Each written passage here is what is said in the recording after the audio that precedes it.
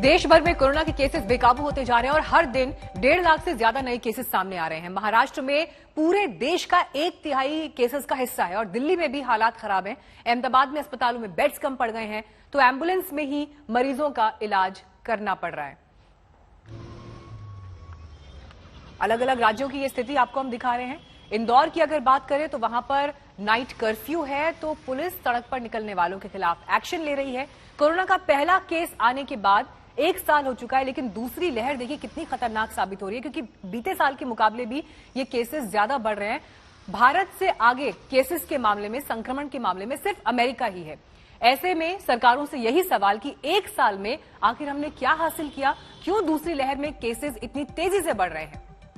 24 घंटे का ये अपडेट भी आप देख लीजिए। 1,61,736 केसेस सामने आए, 879 लोगों की मौत हुई है। एक्टिव केसेस की संख्या भी लगातार चिंताजनक बनी हुई है।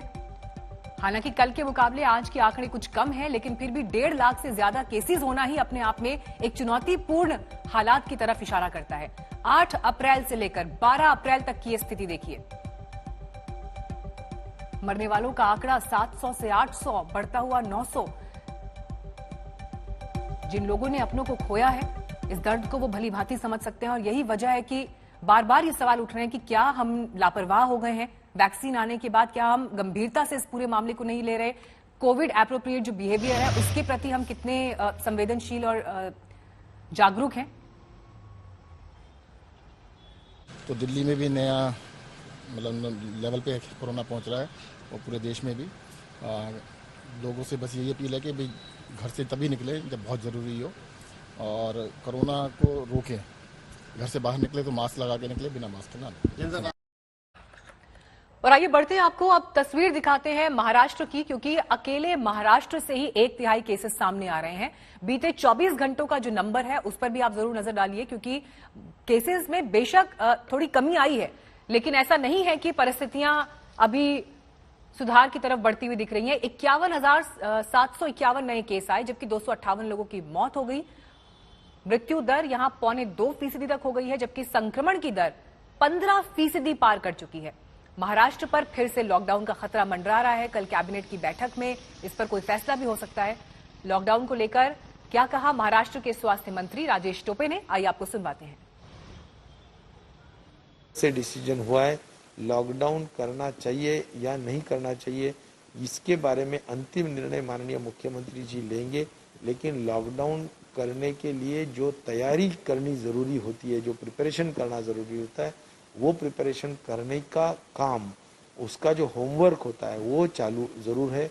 कि अगर लॉकडाउन से कई गरीब लोगों को जो परेशानी होगी, उनको खाने पीने के लिए भी जो प्रॉब्लम्स हो सकते हैं, तो उसके लिए हम किस तरह से आगे आके गवर्नमेंट से मदद करें, ये बारे में सोच जरूर चालू है।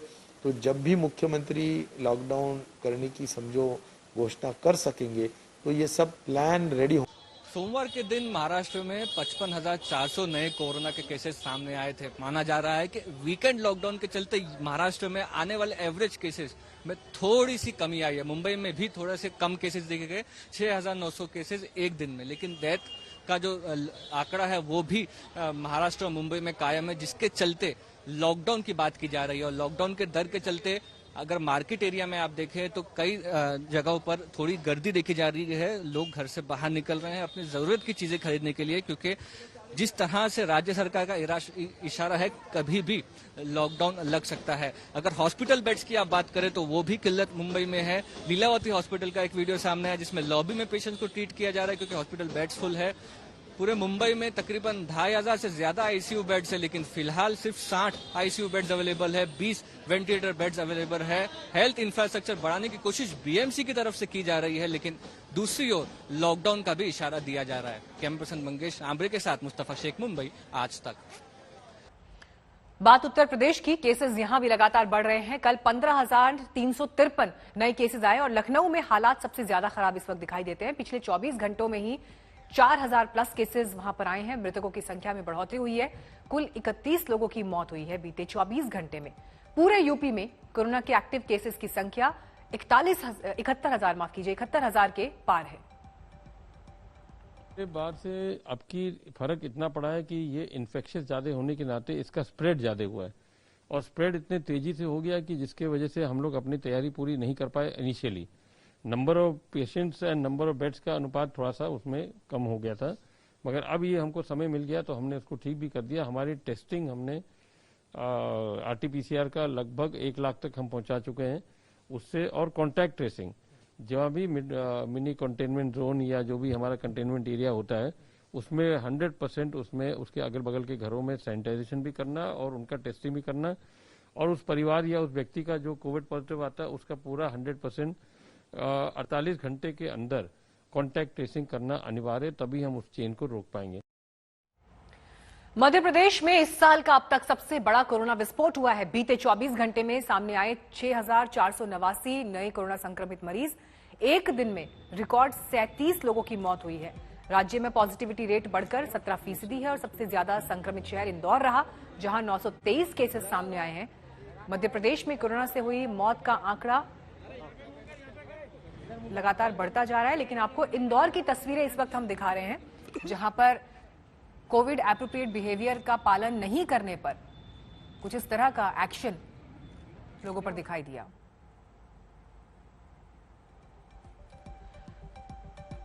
लेकिन जिस तरह की परिस्थितियां मध्य प्रदेश में बढ़ते केसेस के बीच है, पैनिक बाइंग की भी एक तस्वीर यहां दिखाई दी। पैनिक बाइंग यानी लोग अचानक पहुंच गए दुकानों पर, क्योंकि उन्हें लगा कि कभी भी लॉकडाउन लग सकता है या अचानक उनके लिए नियम और कड़े हो सकते हैं। तो ऐसे में बड़ी संख्या में रात के समय लोग दुकानों तक पहुंचने लगे। मध्य प्रदेश में साल 2021 का सबसे बड़ा कोरोना विस्फोट हुआ है। बीते 24 घंटों के दौरान मध्य प्रदेश में 6,400 से ज्यादा नए मामले सामने आए हैं। हालात ये हैं कि अब राजधानी भोपाल में भी कोरोना की बढ़ती रफ्तार को देखते हुए 1 हफ्ते का कोरोना कर्फ्यू लगा दिया गया है। हम इस वक्त बोर्ड ऑफिस चौराहे पे हैं। भोपाल के सबसे व्यस्त चौराहों में से एक है ये, और यहाँ पे ये बैरिकेडिंग साफ इशारा कर रही है कि किस तरीके से स्थितियां अब राजधानी भोपाल समेत मध्य प्रदेश के कई बड़े शहरों में बिगड़ चुकी है। बीते 24 घंटों के दौरान जो सबसे ज्यादा मामले हैं वो 5 बड़े शहरों में सामने आए हैं। इंदौर में जहां 923 नए मामले सामने आए हैं, तो भोपाल में 824 है नए कोरोना संक्रमितों मरीजों की संख्या। जबलपुर में 469 मामले सामने आए हैं, तो ग्वालियर में 497, उज्जैन में भी 212 कोरोना के नए मामले सामने आए हैं। और इसीलिए अब इन तमाम शहरों में 1 हफ्ते या 10 दिनों तक के लॉकडाउन को लगाया हुआ है पहले से ही।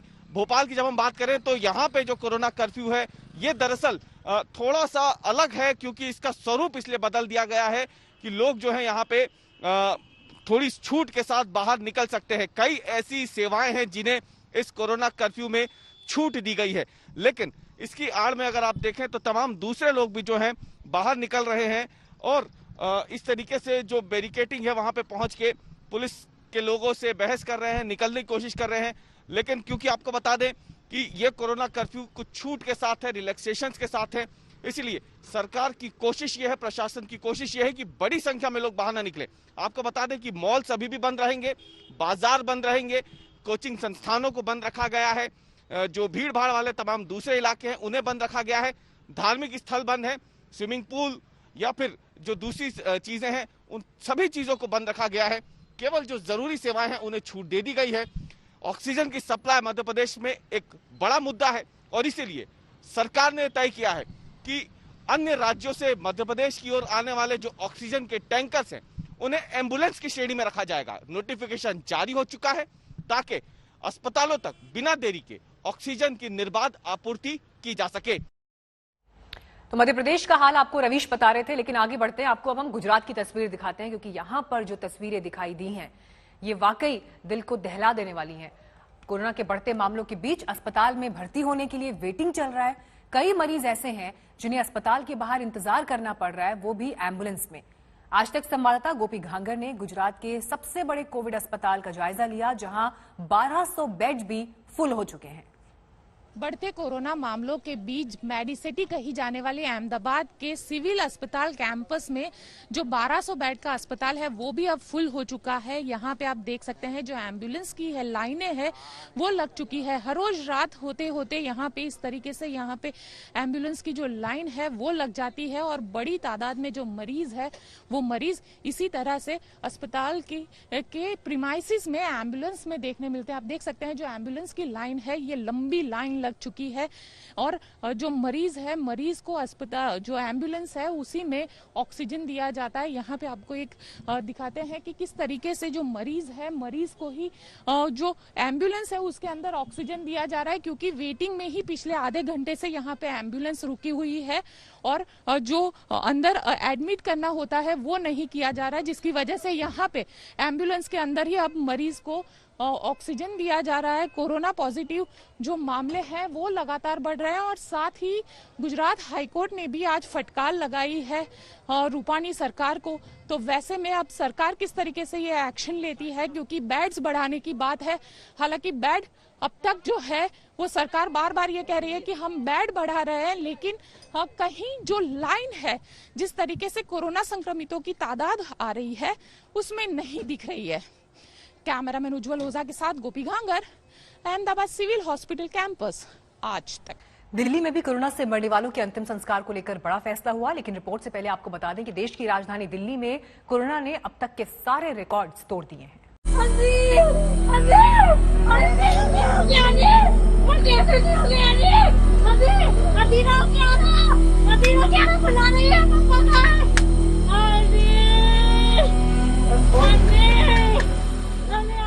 हमें माफ करें क्योंकि ये तस्वीर आपको विचलित कर सकती है। बच्चे बुला रहे पापा का।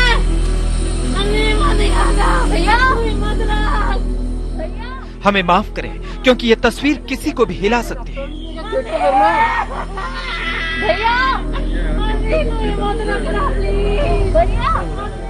लेकिन जिस देश में कोरोना को मजाक समझने वालों की अच्छी खासी तादाद हो, उनके जहन में जागरूकता की दस्तक देने के लिए इंदौर की ये तस्वीर दिखाना बहुत जरूरी है।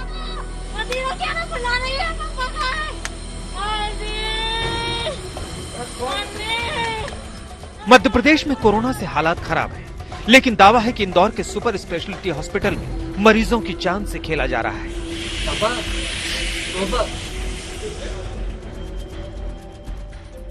एक व्यक्ति 50 लोगों को संभाल रख के तो बेड भरेंगे और क्या तो पेशेंट नहीं हो रही है, ये मैं बैठा पाऊँ या सामने के सामने। और गार्ड को भी ऐसा है कि किसी का रेफरेंस है तो अंदर गाड़ी आएगी, नहीं तो बोल रहा है बाहर से ही कि सब बेड फुल है। पीड़ित परिवारों का कहना है कि अस्पताल में बेड और मेडिकल स्टाफ दोनों की कमी है। यह बेड कहीं भी नहीं मिल पा रहे हैं, कोई से भी अस्पताल में बेड अवेलेबल नहीं। इस देश का सिस्टम कोरोना के सामने कैसे कांप रहा है, ये समझाने के लिए इस महामारी को हल्के में लेने वाले ध्यान से देखें,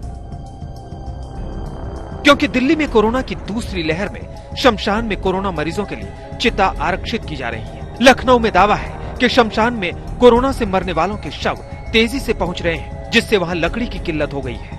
वहीं गुजरात के सूरत में 15 साल बाद एक शमशान को दोबारा शुरू करना पड़ा है। वहीं रांची में तो शमशान घाट में दावा है कि अंतिम संस्कार के लिए कोरोना से मरने वालों के परिजनों को घंटों इंतजार करना पड़ा। ये सारे हालात लगातार खतरे की दस्तक दे रहे हैं, बता रहे हैं कि कोरोना से डरना जरूरी हो गया है। यह उत्तर प्रदेश की राजधानी लखनऊ का बैकुंठ धाम अंतिम संस्कार स्थल है। आमतौर पर यहाँ एक दिन में 8 से 10 लोगों का अंतिम संस्कार होता है, लेकिन कोरोना की इस दूसरी लहर में ये घाट भी छोटा पड़ गया है। गौर करने वाली बात यह है कि इन शवों में कोई भी कोरोना से नहीं मरा है। ऐसे में सवाल ये उठता है कि आखिर लखनऊ के शमशान में अंतिम संस्कार के लिए इतने शव पहुंचने की क्या वजह है। तो इस बारे में आज तक ने मरने वालों के परिजनों और उनके साथ आए डॉक्टरों से भी बात की। इलाज ही प्रॉपर नहीं मिल पा रहा, डॉक्टर देख नहीं रहे हैं, आदमी वेटिंग ही मिलती है। कोविड के चक्कर में आदमी ढंग से देख ही नहीं रहा, इस चक्कर में जिनके प्रॉब्लम नॉर्मल बीमारी उनको दिक्कत होती आ रही है।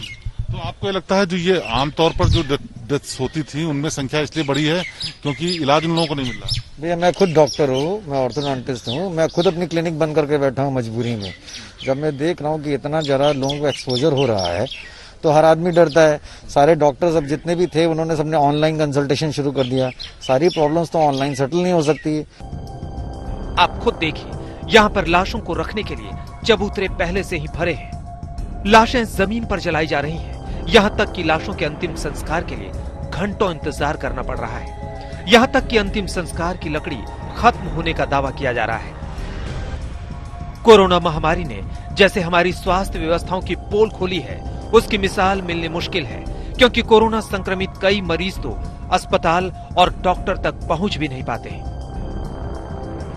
लखनऊ की तरह दिल्ली में दिक्कत ना हो, इसके लिए शमशान में कोरोना मरीजों की चिताएं भी आरक्षित कर दी गई है। निगम बोध घाट पर खड़े हैं, जिसको खास तौर पर जो कोरोना का अंतिम संस्कार है उसके लिए भी तैयार किया गया है। और यहाँ पर कम से कम 20 चिताएं ऐसी हैं जो रिजर्व की गई हैं सिर्फ कोरोना की वजह से जिन मरीजों की मौत हो रही है उनके अंतिम संस्कार के लिए। और आपको बताएं कि ये निगम बोध घाट अकेला ऐसा शमशान घाट नहीं है जहां पर कोरोना से होने वाली मौतों को लेकर के अंतिम संस्कार किए जा रहे हैं। अलग से 5 जो ऐसे शमशान घाट तैयार किए गए हैं जिनमें अंतिम संस्कार होगा। दक्षिणी दिल्ली में पंजाबी बाग और हस्तसाल, जहां पर 15-15 चिताएं रिजर्व रखी गई हैं कि सिर्फ कोरोना की वजह से अगर मौत होती है तो उनका अंतिम संस्कार होगा। इसकी जरूरत इसलिए पड़ी क्योंकि लगातार यहाँ पर कोरोना से मरने वाले पहले से कहीं ज्यादा पहुँच रहे हैं। निगम बोध घाट पर फरवरी में 28 शवों का अंतिम संस्कार किया गया, तो मार्च में 73, लेकिन अप्रैल के पहले ही हफ्ते में 60 कोरोना मरीजों के शव दिल्ली के निगम बोध घाट पर पहुंच चुके हैं। दिल्ली की तरह रांची में भी कोरोना मरीजों के शव पहले से कहीं ज्यादा संख्या में पहुंच रहे हैं, लेकिन मोक्ष धाम के मुख्य दरवाजे पर आकर भी उन्हें इंतजार करना पड़ा, क्योंकि रांची के शमशान गृह में अंतिम संस्कार की मशीन खराब हो गई। शवों को लेकर अंतिम संस्कार के लिए मुक्तिधाम पहुंचे एम्बुलेंस के ड्राइवर भी काफी परेशान हो गए। गर्मी में उन्हें घंटों पीपी किट में रहना पड़ा। परिजनों के साथ वो भी शवों को लेकर उनके मोक्ष का इंतजार करते दिखे। मशीन लगाने के कारण से ये बॉडी जितना है सब नहीं जल पा रहा है, तो इसके लिए हो सकता हो कि नगर निगम कोई उपाय कर रहा है कि ले जाया जाएगा नापुम भागरा। कितने अभी डेड बॉडी यहाँ पे आई हुई है? यहाँ पर 11 हुआ। रांची में कोरोना से मरने वालों का आंकड़ा पिछले 10 दिनों में काफी बढ़ गया है। रांची में इस महीने की शुरुआती 10 दिनों में 36 लोगों की मौत हो चुकी है। वहीं झारखंड में मौत का आंकड़ा 100 के पार चला गया है। दिल्ली से कुमार कुणाल, लखनऊ से शिवेंद्र श्रीवास्तव, रांची से मृत्युंजय श्रीवास्तव के साथ संजय सिंह राठौर, सूरत, आज तक। बंगाल में चुनावी दौर और शोर के बीच धरने की होड़ है। भाषणों को लेकर चुनाव आयोग ने ममता बनर्जी के प्रचार पर 24 घंटे की पाबंदी लगा दी, तो ममता बनर्जी अब थोड़ी देर बाद कोलकाता में धरने पर बैठने वाली हैं। मुस्लिम वोटों और केंद्रीय बलों को लेकर भाषण पर बीजेपी ने आयोग से शिकायत की थी। बीजेपी धरने को ड्रामा बता रही है, तो टीएमसी ने इसे लोकतंत्र के लिए काला दिन बताया, आरोपों की धार और पैनी कर दी है।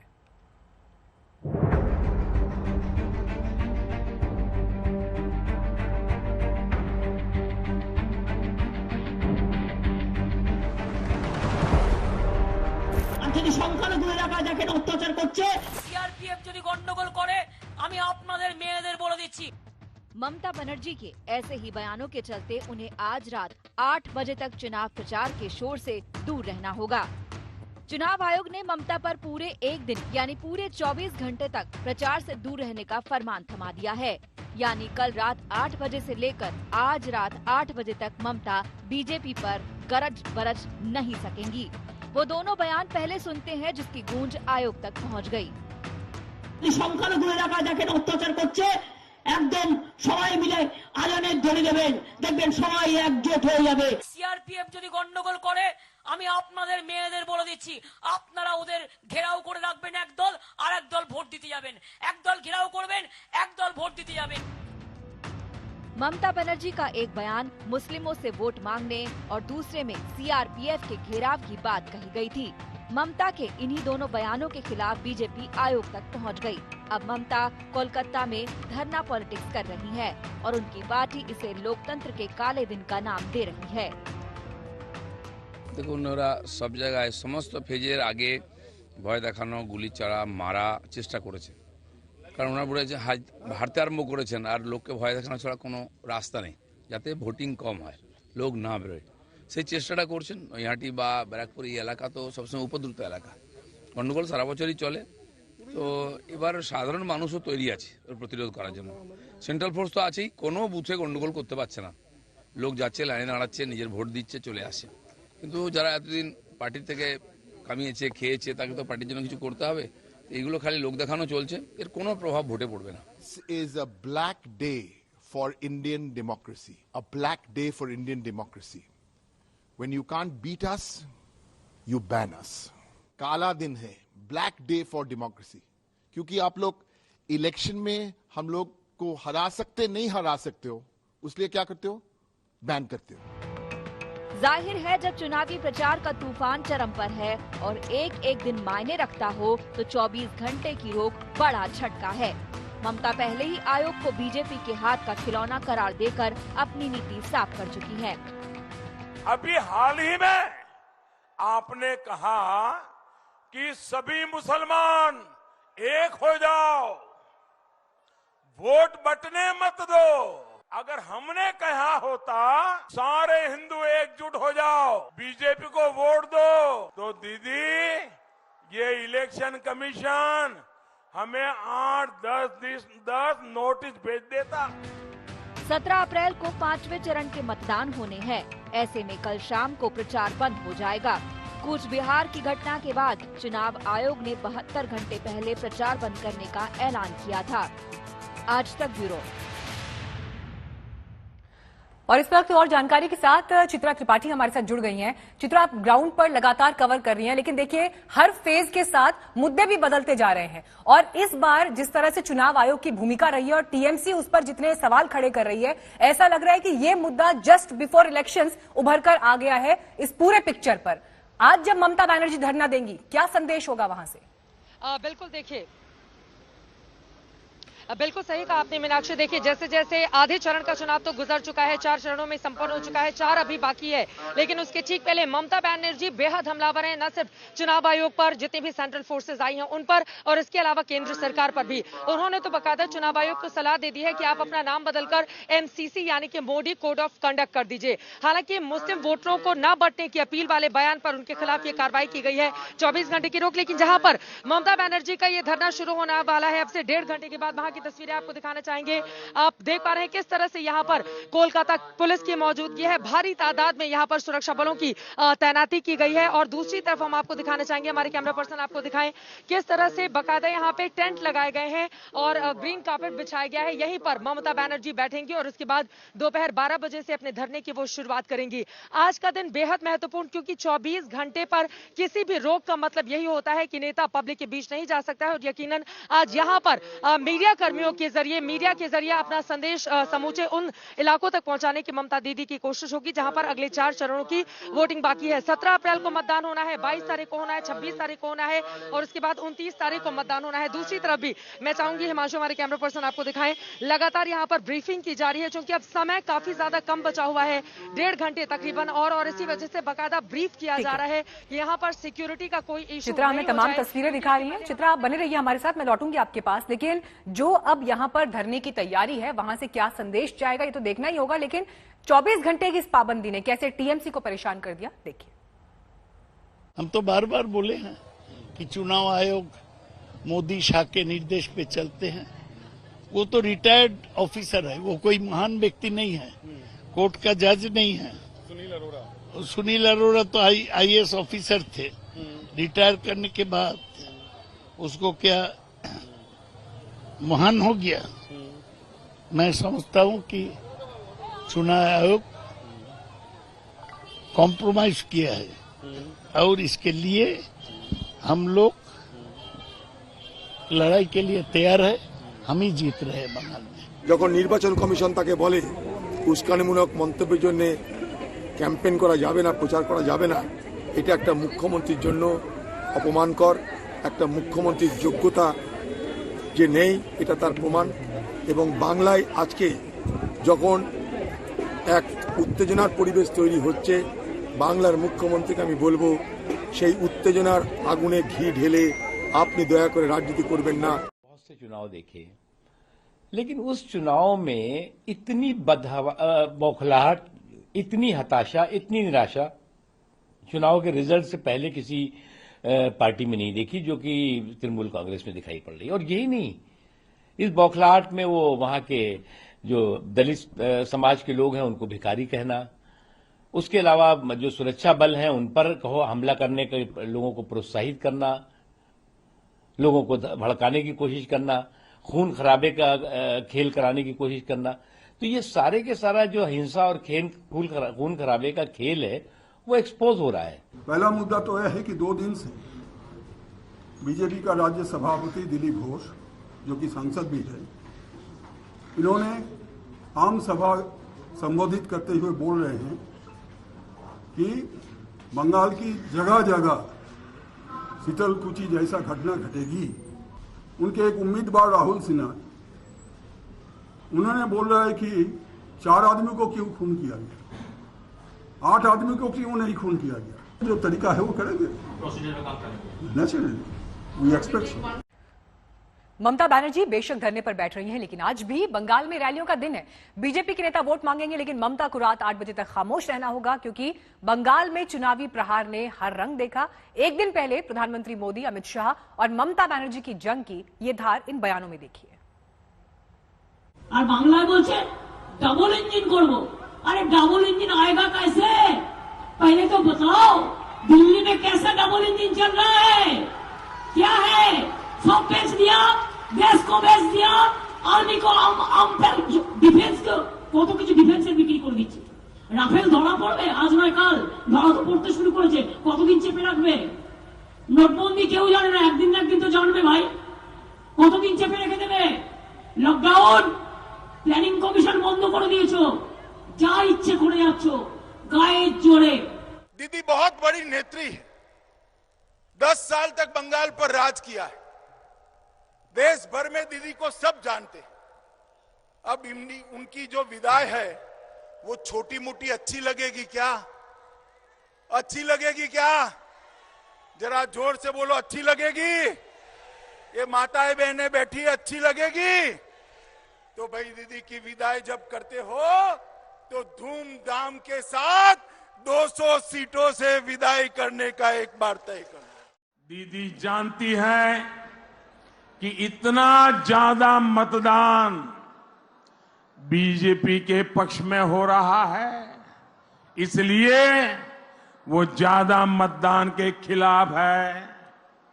दीदी जानती है कि चुनाव में उनके गुंडे ही हिंसा कर रहे हैं, इसलिए वो हिंसा फैलाने वालों पर सख्त कार्रवाई की बात भी नहीं कर रही है।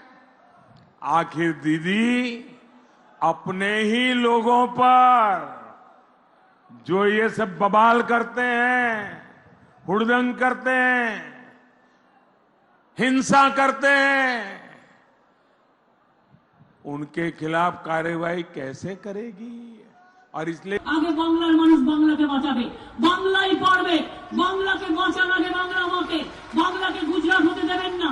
তারপর দেখবেন এই বাংলাই সারা ভারতবর্ষকে একত্রিত করে আমরা সারা ভারতবর্ষ থেকে মোদিবাজিদের আমরা দূর হাঁটাবো, বাংলা থেকে এই ভারতবর্ষ থেকে আমরা দূর হাঁটাবো বাংলার ইলেকশনের পরে।